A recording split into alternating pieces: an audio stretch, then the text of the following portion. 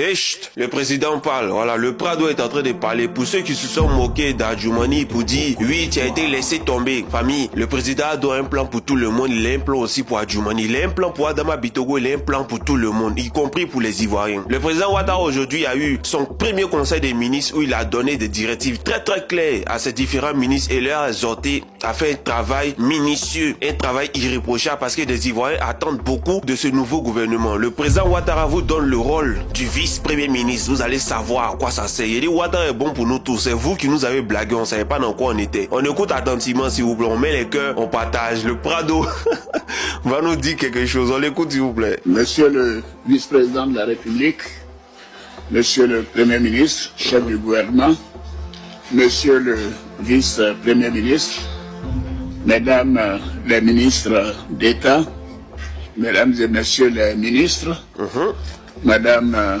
la secrétaire générale de la présidente de la République, mesdames et messieurs, c'est avec un réel plaisir que je préside ce premier conseil des ministres du nouveau gouvernement mis en place à l'issue de l'élection présidentielle du 25 octobre 2025 et des élections législatives du 27 décembre 2025.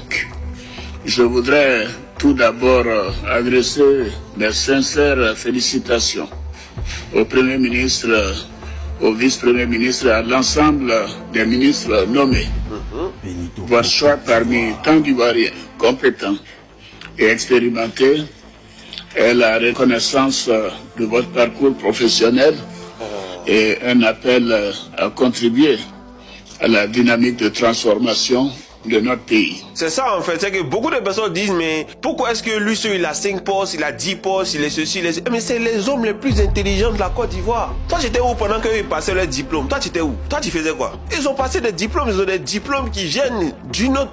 Ça vient d'ailleurs. Donc c'est-à-dire que c'est des gens, on sait pourquoi ils sont là. Il est député, il est maire, il est gouverneur, il occupe, c'est-à-dire que 3 postes, 3 différents portefeuilles ministériels. Papa Ado sait pourquoi il l'a mis là. Papa Ado sait pourquoi est-ce que à chaque fois qu'il y a un remaniement ministériel, cette personne est là parce que cette personne fait un travail colossal. Et pour ceux qui ne sont pas là, on trouve toujours quelque chose, on trouve toujours un endroit pour les mettre là. Parce que ce sont les plus compétents. Si tu es fâché, va à l'école, va étudier. Deviens quelqu'un. C'est-à-dire que faut montrer que tu es intelligent. Si tu montres que tu es intelligent, Papa Ado va t'appeler. On continue s'il vous plaît. Dédicace spéciale à Marie Jibé Akeumbo, l'homme le plus diplômé de Côte d'Ivoire à ce jour. Je n'ai aucun doute que vous serez à la hauteur des nombreux défis à relever pour mieux être de nos concitoyens. Je souhaite à chacune et chacun de vous plein succès dans vos départements respectifs. Je souhaite également la bienvenue aux ministres qui viennent d'intégrer le gouvernement. Les plus intelligents aussi. J'ai bien évidemment une pensée pour ceux qui ne font plus partie de ce nouveau gouvernement et je leur ai réitéré mes remerciements ce matin pour leur importante contribution à la construction de notre pays.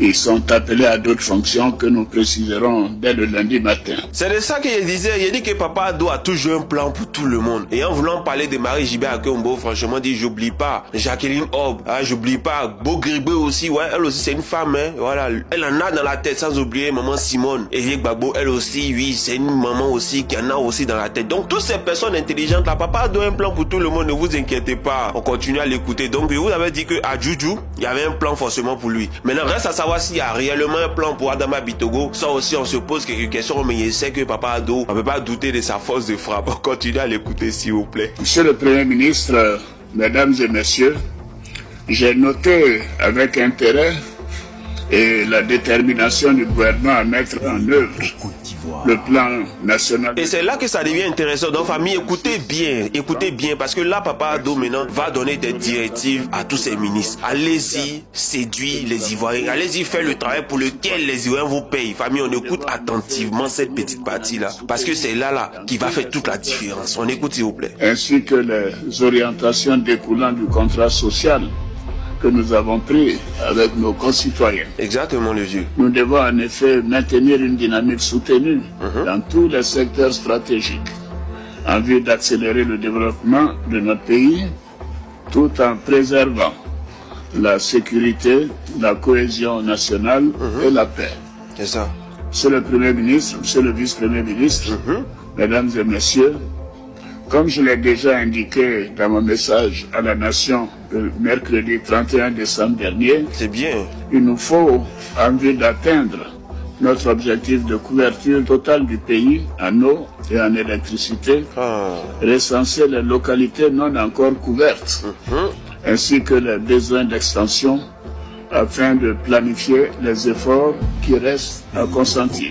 Merci, vieux. Nous avons enregistré des avancées importantes au cours des dernières années. Ça, il faut pas Mais nous l'oublier. devons aller encore plus loin, car les populations attendent de nous davantage de résultats. Non, le vieux, pour nous, faut pas Je t'inquiéter. compte sur l'engagement de chacune et de chacun de vous, ainsi que de la discipline et de la solidarité dans la conduite de l'action gouvernementale. La réalisation de notre ambition pour une grande Côte d'Ivoire est à portée de main. Il nous appartient tous de nous y engager sans réserve, avec ardeur et dévouement.